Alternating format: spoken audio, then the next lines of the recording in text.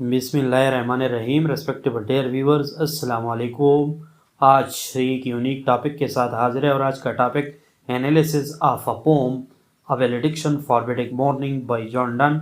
यानी वैलेडिक्शन forbidding mourning की summary और उसकी लाइन बाय लाइन एक्सप्लेनेशन हुई थी, लेकिन उसका एनालिसिस हम आप लोग के सामने रख रहे हैं। तो जिसने भी हमारे चैनल को सब्सक्राइब नहीं किया वो सब्सक्राइब कर ले। जो सब्सक्राइबर है वो बेल आइकन को लाजमी दबाए ताकि हर नई वीडियो की नोटिफिकेशन सबसे पहले आपको मिल सके। और जो सब्सक्राइबर है वो वीडियो को ज़्यादा से ज़्यादा लाइक और शेयर किया करे ताकि बहुत सारे लोग आपसे इस लेक्चर से मुस्तफ़ीद हो सके। अब टॉपिक की जानिब जाते हैं। टॉपिक जो है यानी क्रिटिकल एनालिसिस या फिगरेटिव एनालिसिस या स्ट्रक्चर एनालिसिस या theme analysis of the valediction forbidding morning bye John Donne. यानी उसके अंदर हम आप लोगों को क्रिटिकल एनालिसिस भी देंगे, थीम्स एनालिसिस भी देंगे, फिगरेटिव एनालिसिस भी देंगे, स्ट्रक्चर एनालिसिस भी देंगे और अनएसोसिएटेड सेंसिबिलिटी जो इस पोम के अंदर जो यानी पैशन या फीलिंग्स और आइडियाज़ या थॉट्स को मिलाया गया है, जिसकी बिना पे और हम आपको प्रैक्टिकली समझाएंगे कि किसी तरह जो है यानी ये मेटाफिजिकल पोइट्री है। और एट दी एंड जो है ऐसी कंक्लूजन दूंगा कि आपके जो है यानी बहुत ही परसेप्शन जो है बेस्ड होगा और बहुत ही जो है कारामद और सूदमंद होगा। तो सबसे पहले यानी क्रिटिकल एनालिसिस पे जाते हैं। तो क्रिटिकल एनालिसिस में यानी इस पोम की क्या कॉन्टेक्स्ट एंड इंटरप्रिटेशन पेश करते हैं। यानी अ वैलिडिक्शन फॉरबिडिंग मॉर्निंग जो है एक फेयरवेल पोम है। फेयरवेल यानी अलविदाई या जिसको आप लोग वैलिडिक्शन भी कहते हैं, और मॉर्निंग को वो मना करता है, फॉरबिडिंग करता है, ममनू करार देता है, मना कर देता है।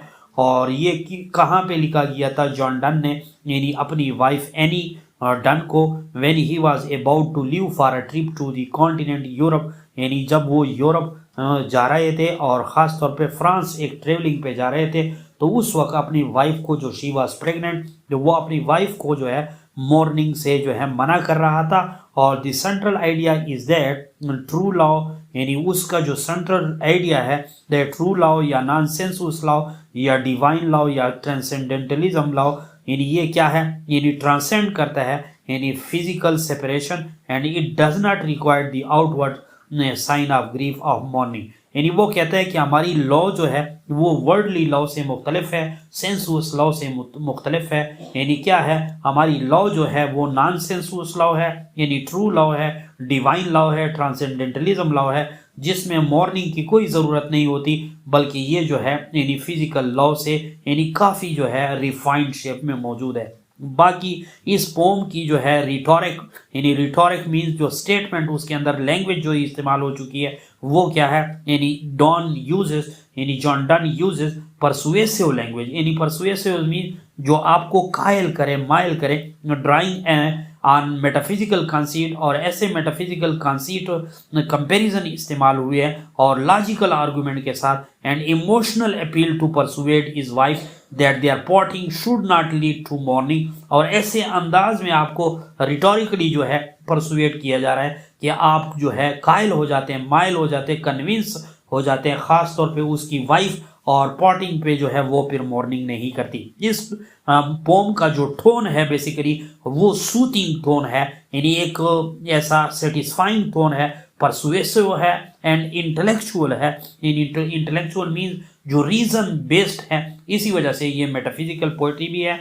और John Donne uses com rational argument to reassure his wife that their law is strong enough to withstand the separation। यानी उसकी लॉ इतनी स्ट्रांग है कि सेपरेशन के साथ जो है वो स्टैंड कर सकता है। इंस्टेड ऑफ यूजिंग पैथोस और emotional appeal, done implies intellectual reasoning to elevate their law beyond the physical realm।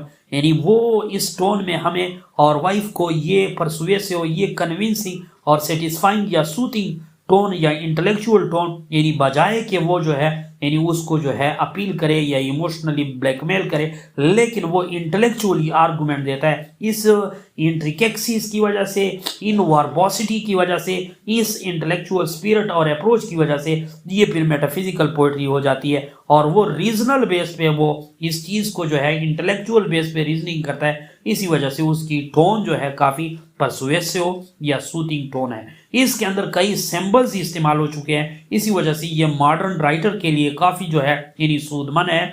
और यानी मॉडर्न राइटर अब भी जो है उसमें यानी काफ़ी यानी इंटरेस्ट लेते हैं। John Donne poem a valediction forbidding mourning uses a several symbol to convey the speaker ideas about love, यानी लॉ के मुतालिक वो ऐसी जो है यानी मॉडर्न बेस्ड सिंबल्स इस्तेमाल करता है। और फॉर एग्जांपल नंबर 1 अगर आप लोग देखें द कंपास, कंपास में वो कहता है कि ये 2 लेग्स जो है ये लवर और बिलवर है, लवर और बिलवेड है, और जो movable leg of the compass है वो क्या है, यानी वो नैरेटर है या स्पीकर है या जो लवर है, और जो फिक्स पॉइंट है फिक्स लेग है वो जो है उसकी बिलवेड है। और इस चीज़ को अनएसोसिएटेड सेंसिबिलिटीज भी कहा जाता है। ये आगे जो है मैं बताऊंगा कि अनएसोसिएटेड सेंसिबिलिटी क्या है और इसकी बिना पे प्रैक्टिकली ये फिर मेटाफिजिकल पोएट्री क्यों कहलाई जाती है, या प्रैक्टिकल मेटाफिजिकल पोएट्री को आप लोग कैसे जो है इस पोम से जो है ड्रा कर सकते हैं। यानी इसमें जो कंपास है द स्पीकर कंपेयर इज सूल, अपने सूल को यानी वो कंपेयर करता है स्पीकर वाले यानी सूल को, and his beloved soul to the 2 legs of compass drawing यानी drafting compass with the speaker as a movable leg and his beloved as a fixed leg. यानी मैं ऑलरेडी बता चुका हूँ द कंपास सर्कल, और ये जो कंपास सर्कल वो क्या किस चीज़ को रिप्रेजेंट करता है सिंबॉलिकली, ये बेसिकली यानी ह्यूमन लाइफ की साइकिल को या रिप्रेजेंट जो है इटर्निटी यानी अबदी जिंदगी को, लाइफ आफ्टर डेथ को भी यानी जाहिर करता है। एंड इंड्यूरिंग लॉन्ग और बर्दाश्त करने वाली love that's not affected by the time apart, यानी जिसको पर टाइम वक्त या जमाने का कोई असर नहीं होता। इंड्यूरिंग लॉ है, नॉन सेंसुअस लॉ है, इंटेलेक्चुअल लॉ है, डिवाइन लॉ है, नेचुरल लॉ है, और इटर्निटी यानी ये circle eternity of life human life को जाहिर करता है जिसके अंदर पायादार, क्योंकि इटर्निटी कहते हैं अबदी जिंदगी को, यानी फॉर एवर एवरलास्टिंग जिंदगी को कहा जाता है। जो वर्ल्डली लाइफ है वो इटर्निटी नहीं है, वो ट्रांजिएंट है, टेम्पररी है, फॉर शॉर्ट टाइम है। और the compass in the final lies symbolizes, किस चीज को सिंबलाइज करता है, हाँ, the inseparable connection between the lovers, यानी इनसेपरेबल कनेक्शन, जिस तरह कंपास जुड़ा रहता है उसी तरह ये लवर और बिलवर भी जुड़े रहते हैं। तो one leg moves but it always connected to the other, symbolizing the enduring nature of their love even during their physical separation। Physical separation उसके लिए कोई मायने नहीं रखती, कोई जो है इंपॉर्टेंस नहीं रखती, क्योंकि वो सोलमेट है और वो फिजिकल जो है प्रॉक्सिमिटी, फिजिकल लिमिटेशन सिर्फ और सिर्फ वर्ल्डली लॉ में होता है, फिजिकल सेंसेस में होता है। चूंकि ये डिवाइन लॉ है, नेचुरल लॉ है, इसी वजह से इसकी कोई इंपॉर्टेंस फिजिकल सेपरेशन से यानी उसको कोई जो है इतनी इंपॉर्टेंस नहीं मिलती। यहाँ पे 6 नंबर पे आप लोग देखिए डिवाइन परफेक्शन एंड यूनिटी, यानी ये सर्कल जो है डिवाइन परफेक्शन को एंड यूनिटी को जाहिर करता है कि जहां से वो कहते हैं एक स्टेंजा के अंदर कि जहां से मैं स्टार्ट लेता हूँ उस स्टेंजे की एक्सप्लेनेशन और उस सारी पोम लाइन बाय लाइन मैं अपने यानी इनबॉक्स में या डिस्क्रिप्शन बॉक्स में दे दूंगा। आप लोग कंप्लीटली पहले उसको देंगे तब जाके आपको इसकी एनालिसिस की समझ आ जाएगी कि उसकी सर्कल जो है वो सिंबलाइज करती है डिवाइन परफेक्शन को एंड यूनिटी को, यानी अपनी लॉ की परफेक्शन और यूनिटी को जाहिर करती है। जहां पे वो कहते हैं कि मैंने जहां से स्टार्ट लिया है मेरा इख्तिताम भी वहां पे होगा।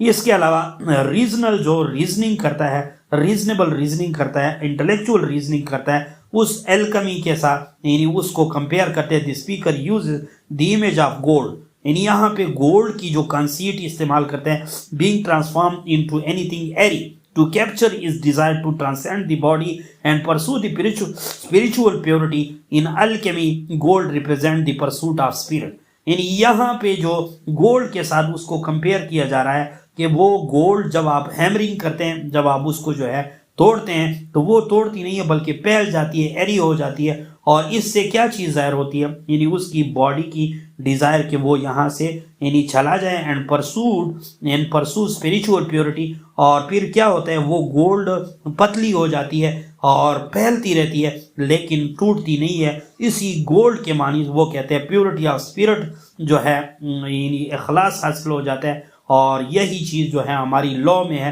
कि हमारा लॉ भी बढ़ता रहेगा, सेपरेशन से कम नहीं होगा।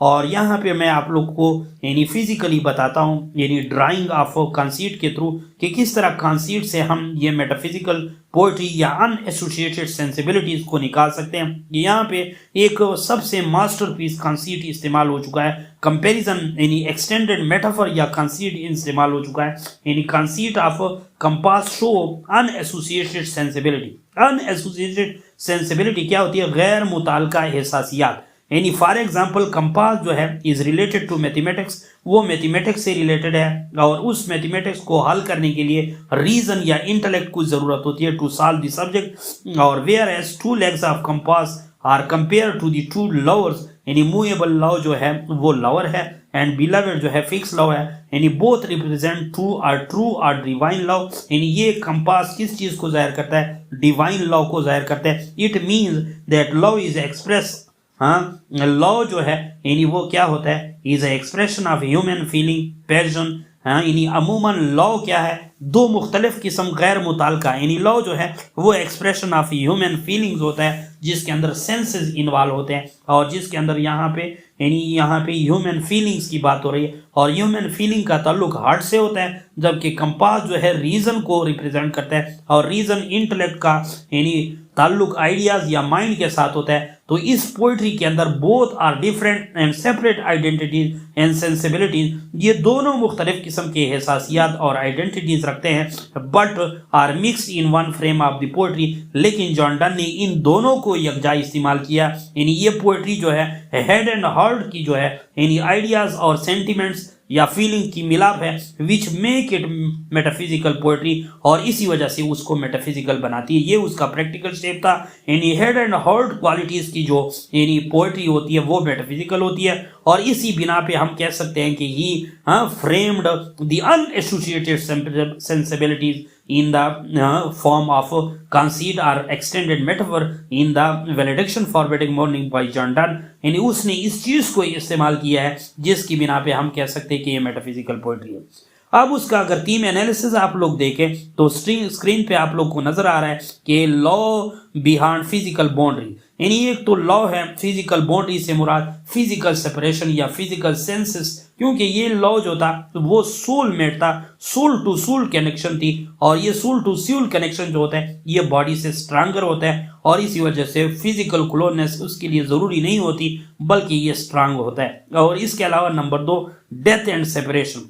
तो यहाँ पे यानी डेथ और सेपरेशन को यानी compare the separation from his wife to the calm and dignifying death of virtuous man which suggests that law can endure even in the face of death and separation। यानी ये मतलब दे रहा है कि death और separation में जिस तरह वो वर्चुअस मैन माइल्डली या जेंटली पास अवे, यानी फर्स्ट स्टैंजा में वो हमें कहता है यानी उससे कंपेयर करता है, इसी तरह वो कहता है कि हमारे लॉ में भी इतनी सख्त है कि वो इंड्योर कर लेगा और उसके अंदर यानी इस सेपरेशन की कोई जो है इतनी मतलब है इंपॉर्टेंस नहीं है। The nature of the true love, यानी ट्रू लॉ क्या है इस पोम के अंदर जो बताया जाता है। The poem celebrate the spiritual and transcendent nature of true love, यानी John Donne emphasizes the true law doesn't यानी rely on external expressions such as physical touch but instead thrives on inner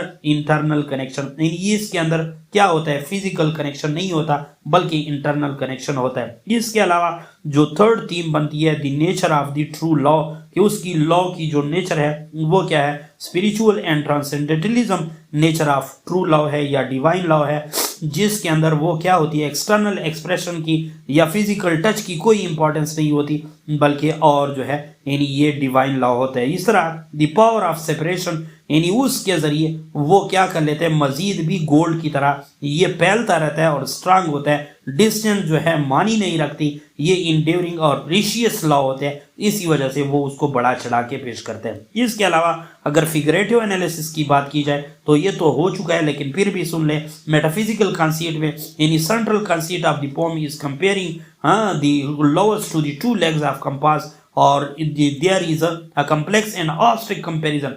चूंकि metaphysical poetry में abstract notion, abstract ideas होते हैं, इसी वजह से यहाँ पे भी एब्स्ट्रैक्ट कंपैरिजन है common in John Donne poetry where seemingly unrelated ideas the compass and the lover are fused to explore complex emotion। इस तरह सिमिली और मेटाफर भी इस्तेमाल हुए as virtuous man pass mildly away.